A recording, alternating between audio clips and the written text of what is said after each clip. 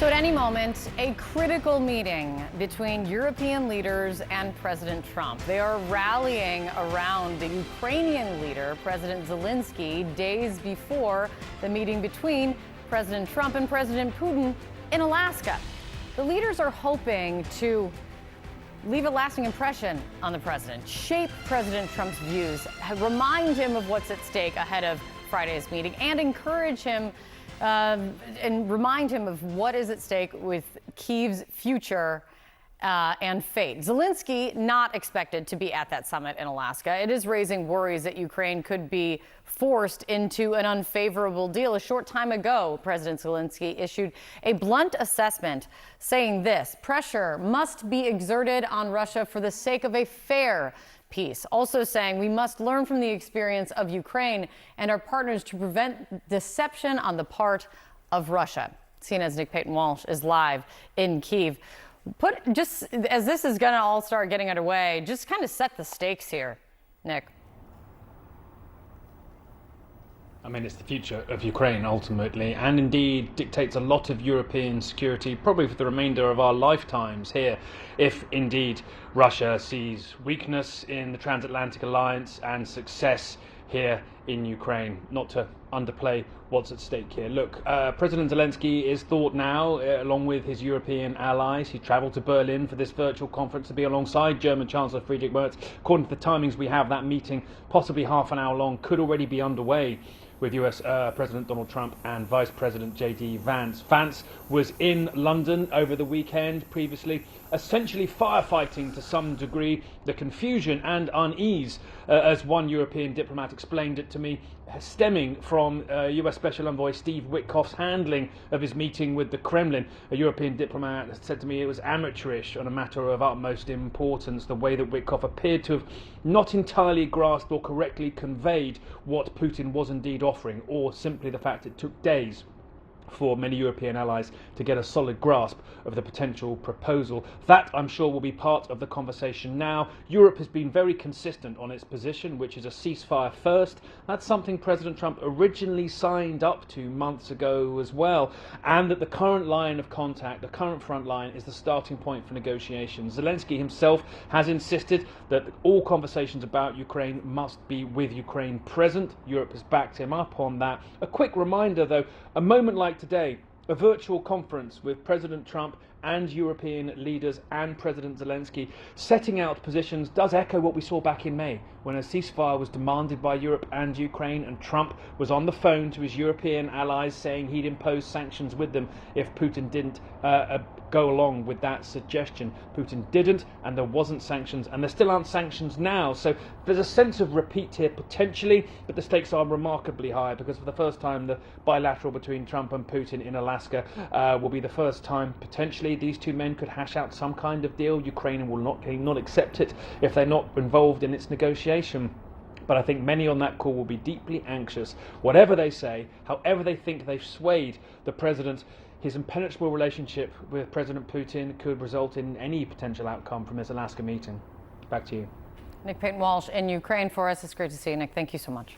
President Trump meeting virtually with European leaders and Ukrainian President Vladimir Zelenskyy. This, of course, coming 2 days before he has that face-to-face with Russian President Putin on U.S. soil in Alaska. This is the first time, of course, Putin is setting foot on American soil in a decade. Zelenskyy himself not expected to be at that meeting on Friday, and that's prompting concern Ukraine may be forced into an unfavorable deal in order to achieve peace with Russia. Joining us now, CNN political national security analyst David Sanger and Ambassador Stephen Sestanovich. He is the former U.S. ambassador at large to the former Soviet Union. Great to have both of you here. David, I want to start first with you. This meeting is happening as we're speaking virtually. It's also coming as we get information that Russia is making these advances in the Donetsk region, where they're now evacuating children. They're evacuating families. That's what's on the line for the people of Ukraine as they sit down, and Putin has said, I'll end this war, but only if you give me this land. Walk us through a best case scenario coming out of this virtual discussion today.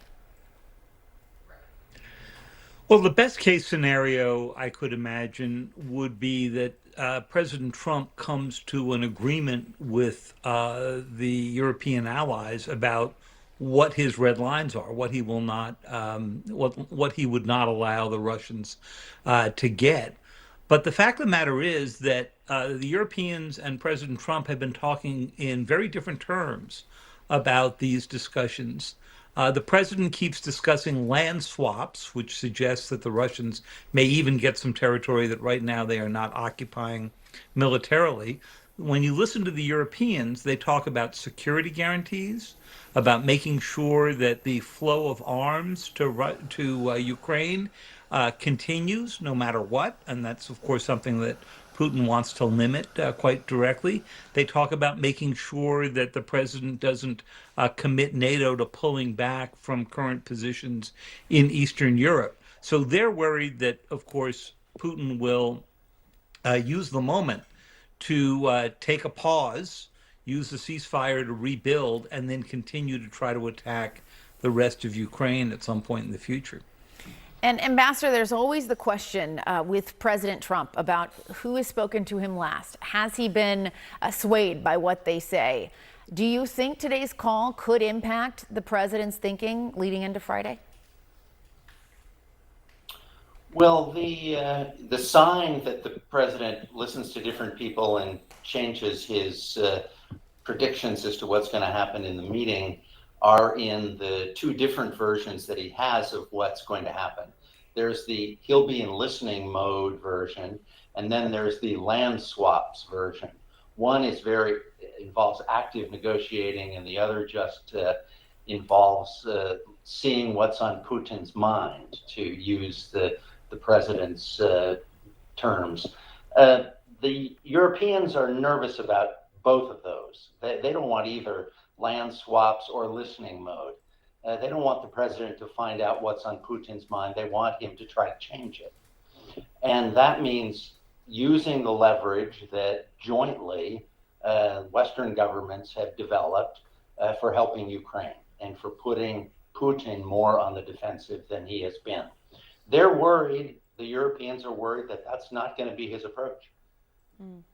And David, to that point, the last time we saw Trump and Putin together, that press conference, I mean, everyone remembers that, and how the president did side with Vladimir Putin on a lot of issues.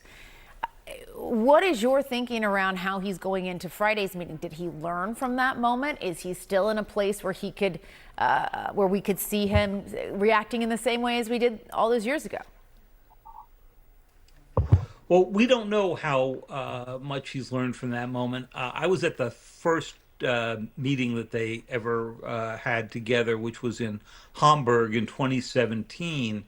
And that was a summit meeting. And when after the two of them met, the president called me on his cell phone to say, President Putin just said to me that the Russians could not have been involved in the 2016 elections because they're so good at cyber, they never would have been caught. And isn't that right? So he had basically adopted the Putin's position over the position that that he had heard from all of his intelligence agencies. He went on to do that in public later on, and many times after that. So, yeah, I think he is susceptible to a Putin version of history here, that somehow the Ukrainians provoked Russia into invading the country. In fact, the president himself used those lines earlier this year. Yeah. And Ambassador, look, as you noted, this has been described by the White House as a listening exercise, that's how they're thinking about it. And we have to remember, Putin's one of the best trained operatives in the world. He's very, very good at manipulation and psychological manipulation and strategy. How are you thinking about all of this? Putin is pretty good at manipulating people who are willing to be manipulated. I think one of the questions that is particularly interesting, to which we don't have an answer, and David has just shown you we don't have an answer, is how worried is President Trump about seeming to be manipulated by Putin? Is he worried that he'll come out of this meeting seeming like Putin's dupe? The Europeans, I would think, in subtle ways, without seeming too heavy-handed, are trying to convey to the president in this meeting they're having right now that he's got to, exercise his role as leader of the free world, not come out of this looking like somebody who has been taken advantage of in a real estate deal. And that is something that presumably the president's advisors are telling him as well. There's some political damage for you in looking as though you're a dupe. Yeah. All right, David Sanger, Ambassador Sestanovich, thank you to both of you. We appreciate it.